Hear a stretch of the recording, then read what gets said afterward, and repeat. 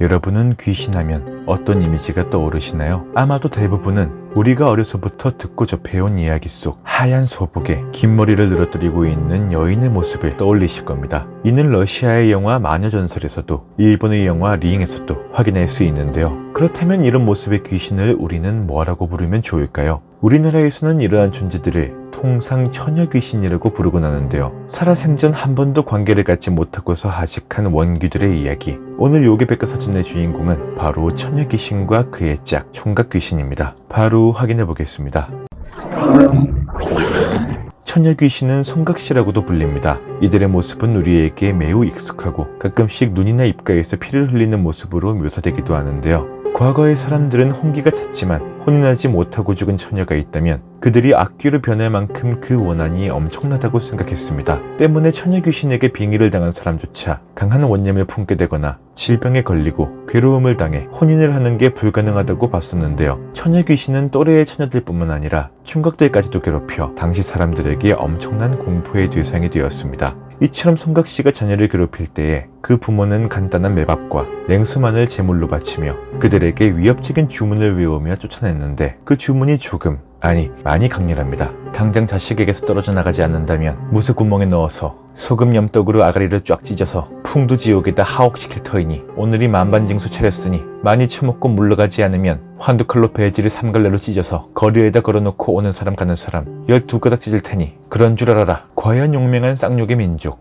여기서 흥미로운 점은 처녀귀신이 왕신이라고 불린 이유입니다. 앞에서 설명하였듯 처녀귀신을 무자비하게 쫓아낸 것과 달리 이와 반대로 이 영혼을 가택신으로 모시는 경우도 있었는데요. 집안에 사고나 재앙, 죽음이 잇따르는데 그 원인을 죽은 처녀귀신에서 찾게 되어 그 한을 풀어주기 위함이었죠. 이런 왕신들 가운데서도 잘 모시지 못하는 경우에는 집안에 큰 해를 가져오는 경우가 있었기 때문에 왕신으로 모시는 것도 여간 쉬운 일이 아니었습니다. 이러한 방법 외에도 혼인을 하지 못한 처녀가 죽었을 경우 원귀가 되는 것을 방지하기 위해 남성 성기를 강조한 인형을 관에 넣거나 남자 옷을 입혀서 거꾸로 묶고 관 주위로 가시나무를 넣어두기도 했었죠. 인형이나 옷을 넣은 이유는 죽은 이후에라도 남자와 접촉시켜 원한을 조금이나마 풀어주기 위함이었고 죽은 영혼이 다시 세상으로 나올까봐 시신을 거꾸로 묻어놓았다고 합니다. 가시나무를 함께 넣은 이유는 처녀귀신이 나오는 것을 원천 봉쇄하기 위함이었으니 이러한 모습에서 당시 사람들이 처녀귀신을 얼마나 원한이 깊은 귀신으로 여겼는지 살펴볼 수 있습니다.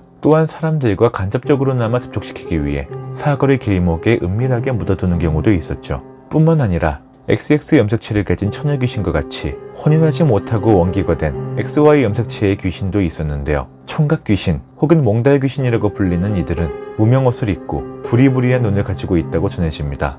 이들 역시 혼인을 하지 못하여 원한이 깊어진 존재이기 때문에 처녀들만 보면 달려들어 해코지를 하곤 했는데요. 다만 남녀를 가리지 않는 처녀귀신과 달리 몽달귀신은 이성에 대한 집착으로 인해 오로지 처녀에게만 들러붙습니다. 밤에 젊은 여성의 방에 몰래 들어와 껴안는 일도 종종 있었고 이들은 몸이 허약하고 귀신이 잘 들리는 사람에게 평생 달라붙어 다른 이성과의 관계를 허락하지 않아 그 상대는 남자친구를 만날 수도 결혼을 할 수도 없다고 합니다. 자신이 점찍은 여성에게 매일 밤 찾아가 귀접을 하기도 하는데 처음에는 사람들이 가위 눌리는 증상으로 여기고 넘어가나 시간이 지날수록 그 행위에 만족하며 오히려 귀신에게서 헤어나오지 못하는 사람들도 있었다고 하죠. 귀접이란 결과적으로 사람의 길을 빼놓는 것이기 때문에 장기간 몽달귀신에게 벗어나지 못한 사람들은 정상적인 생활이 어려워지며 체중 또한 급격하게 감소하게 됩니다. 결국 이들은 집안에서만 머무르며 그 귀신과만 소통하고 사회에서 소외되기까지 하는데요. 나중에는 주변에서 도움을 주려고 해도 결국 그 당사자가 귀신과의 이별을 원하지 않는 경우에까지 이를 수도 있으니 주의해야 합니다.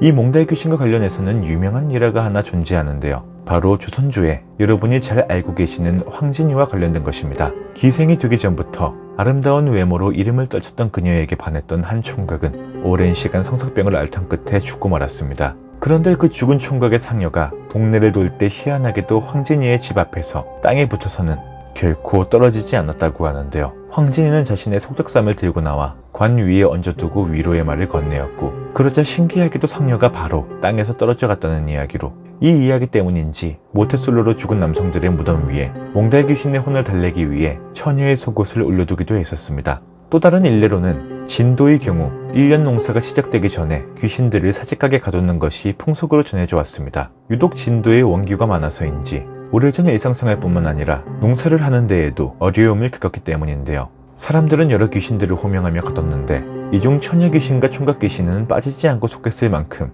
우리 조상들은 이들을 두려워했습니다. 이러한 처녀 귀신과 몽달 귀신의 영혼을 한 번에 달래주는 방법이 있었으니 바로 이들을 맺어주는 영혼 결혼식을 행했던 것인데요. 연결식은 무당을 불러 구슬한 다음 처녀 귀신과 몽달 귀신의 혼인 날짜를 정하여 사혼식을 치릅니다. 이때 무당이 한지로 남자와 여자 모양의 허수아비 인형을 만들어 옷을 입히고 서로 절을 시킨 후에는 신방을 꾸며 잠자리까지 마련해주기도 했었는데요. 실제로 강원도 주문진 용소에서는 깊은 연못에 빠져 죽은 한 처녀가 있었는데 그녀의 원혼을 달래기 위해 사천 가둘리에 살다 죽은 한 총각과 결혼시킨 일이 있었습니다.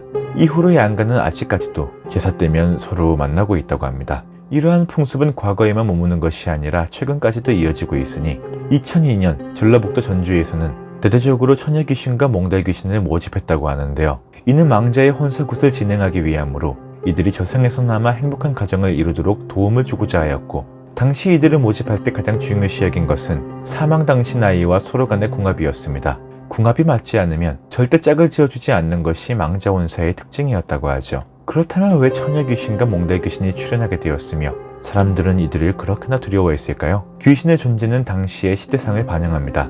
우리가 몽달 귀신보다 처녀 귀신과 더욱 친숙한 이유는 조선시대의 처녀로서의 삶이 얼마나 기구했는지를 알기 때문인데요. 결혼 전에는 아버지에게, 결혼 후에는 남편에게 헌신적인 삶을 살았으며 다른 남성들과의 접촉이나 관계도 쉽지 않았고 오히려 그들 자신이 이러한 행위를 순결하지 못하다 여기며 자결하는 경우가 많았습니다. 전 근대 사회의 제도하에서 억압받으며 살던 이들은 귀신이 되어서야 그들의 주장을 떨칠 수 있었고, 그러한 상처와 비애로 가득한 그들의 목소리를 들은 사람들은 두려움에 떨며 이를 귀곡성이라 명했던 것이죠. 또한 우리 조상들은 죽은 영혼들도 산 사람들과 똑같은 생을 누린다고 생각했기 때문에 이들이 사후세계에서나마 행복하기를 바라며 결혼식을 행했던 것입니다. 물론 여성의 지위가 상승하고 자유민주주의 체제 하에 있는 현 대한민국에서는 더 이상 처녀 귀신이 시대상을 반영하진 않습니다. 오히려 질병과 바이러스에 대한 두려움이 커지면서 좀비라는 새로운 존재에 대한 호기심이 더욱 높아졌으나 그럼에도 불구하고 여전히 우리나라에서 가위에 눌릴 때면 가장 많이 목격되는 귀신이 처녀 귀신인 것은 분명합니다. 혹시 오늘 밤 여러분들께 외로움에 몸서리치는 처녀 귀신 혹은 몽달 귀신이 나타나 당신의 곁에 누울 수도 있으니 조심하세요. 당신도 외로움을 견디지 못해 그들을 받아들이기 시작하면 다시는 빠져나오지 못할 수도 있습니다. 하지만 어쩐지 저는 괜한 기대를 하게 되네요. 오늘 요괴백과사전이 준비한 이야기는 여기까지입니다. 영상 즐겁게 보셨다면 좋아요를, 더 흥미로운 이야기를 원하신다면 구독을 꾹 눌러주세요. 오늘도 시청해주셔서 감사합니다.